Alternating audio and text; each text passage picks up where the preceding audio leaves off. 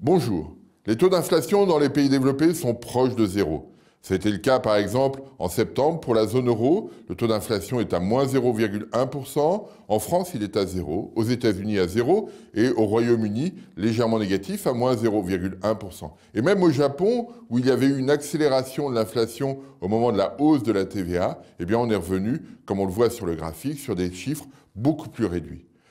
Quand on enlève le prix du pétrole, quand on enlève les prix alimentaires, qui sont des indicateurs assez volatiles, on est malgré tout sur des chiffres très faibles. On le voit ici sur le graphique, c'est ce qu'on appelle le taux d'inflation sous-jacent. On voit qu'en zone euro, on est plutôt en dessous de 1%, qu'aux États-Unis, on est un petit peu au-dessus. Alors ici, j'ai présenté l'indicateur suivi par la Banque centrale américaine, qui est un indicateur basé directement sur les dépenses de consommation. Il existe un autre indicateur, l'indice des prix, qui a une inflation sous-jacente un peu plus élevée, à 1,9% contre 1,3% pour l'indicateur suivi par la Fed. C'est le poids du logement qui explique la différence entre les deux. Hors logement, l'indicateur des prix est simplement à 0,9% pour la partie sous-jacente, donc assez réduite là aussi. Donc ça, c'est le premier élément à avoir en tête. Le deuxième élément, c'est qu'on a aujourd'hui un prix du pétrole qui a beaucoup baissé. On peut imaginer qu'il se stabilise aux alentours de 50 $ tout au long de l'année 2016. Mais ça veut dire que les taux d'inflation resteront modérés. Et si on regarde les taux d'inflation sous-jacents, on reste sur des chiffres qui sont très bas. Ça veut dire que les banques centrales doivent continuer d'être accommodantes dans cet environnement. Ce sera le cas de la Banque centrale européenne, ce sera le cas aux États-Unis et un peu partout. Pourquoi faire cela? Eh bien parce que une inflation trop faible modifie le comportement du consommateur. Quand on a 0% d'inflation, l'indexation des salaires est proche de zéro et donc le consommateur a l'impression d'être un peu floué. Quand l'inflation est à 3% et que son salaire augmente de 3%, il a l'impression d'être un peu plus riche.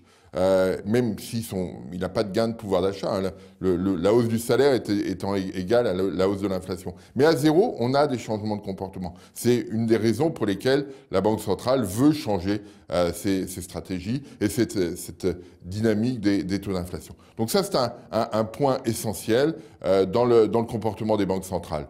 L'autre aspect est que quand on regarde la répartition de la valeur ajoutée, eh bien on s'aperçoit que les entreprises ont pris un poids beaucoup plus important dans la distribution, dans la répartition de cette valeur ajoutée par rapport au salaire. C'est notamment le cas aux États-Unis. Et c'est pour cela que je ne crois pas du tout aux États-Unis à une poussée inflationniste terrible. Les entreprises se sont créées des marges tout à fait considérables.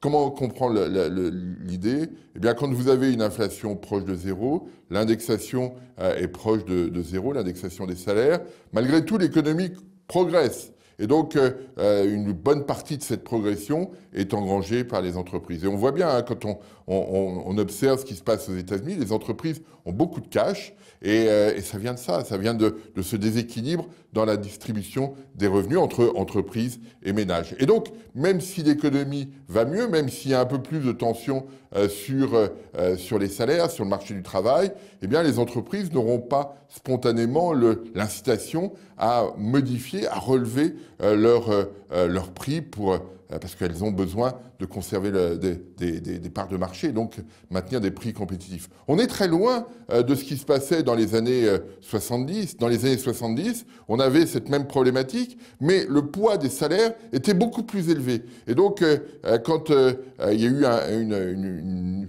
dynamique d'inflation dans la deuxième partie des années 70, eh bien, les entreprises, pour maintenir leur rentabilité, ont été obligées d'augmenter leur prix. Et donc, on a eu une dynamique de prix, là, très, très forte. On se souvient, en France, aux États-Unis, des taux d'inflation qui étaient bien supérieurs à 10. On n'est pas du tout dans cette configuration-là. Il ne faut pas avoir l'idée que l'on puisse y revenir spontanément. Les entreprises ont des marges qui, aujourd'hui, sont bien supérieures à celles qu'elles avaient à cette époque-là. Et dans la dynamique récente, c'est vraiment ça le fait marquant. Et quand bien même, même s'il y avait un peu d'inflation. Parce qu'il y a beaucoup de gens qui nous disent, attention, on va avoir de l'inflation, on va avoir beaucoup d'inflation. Il y a beaucoup de gens qui le disent depuis 2008, hein, beaucoup de gens très sérieux aux États-Unis qui nous disent depuis 2008 qu'on va avoir beaucoup d'inflation. Ce sont les mêmes qui aujourd'hui nous disent la Fed va remonter ses taux d'intérêt parce qu'il va y avoir beaucoup d'inflation.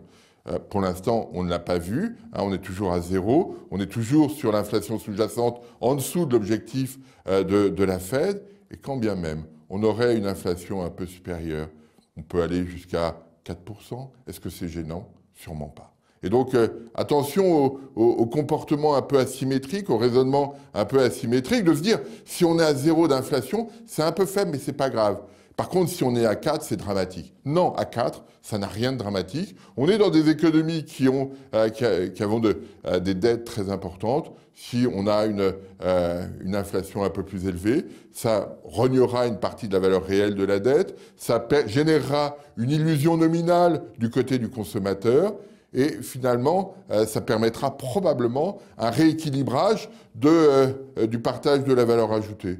Donc, ne soyons pas concentrés sur un risque d'inflation excessif. Si effectivement, on pouvait imaginer une inflation à 10%, on serait dans un univers différent. Mais l'objectif des banques centrales, c'est 2%. Si on va à 4%, ça n'a absolument rien de dramatique. Je vous remercie.